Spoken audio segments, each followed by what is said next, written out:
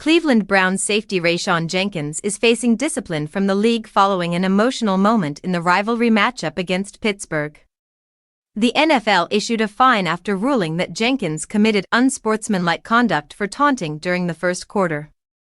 The exchange came after a play involving Steelers tight end Darnell Washington and resulted in a penalty that extended the drive.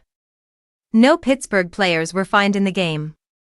Despite the setback, Cleveland still walked away with a surprising win, shaking up a Steelers team fighting for playoff positioning.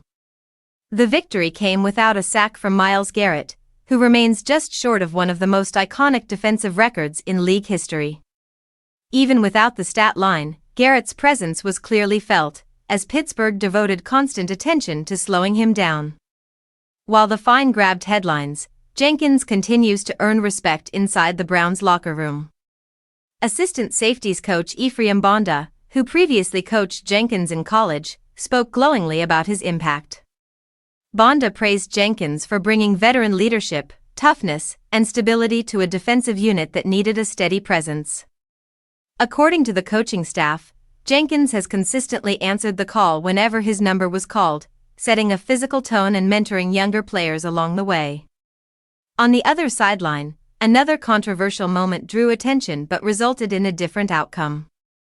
Steelers defensive lineman Cam Heyward was flagged during the game for roughing the passer after a hit on Browns quarterback Shedeur Sanders.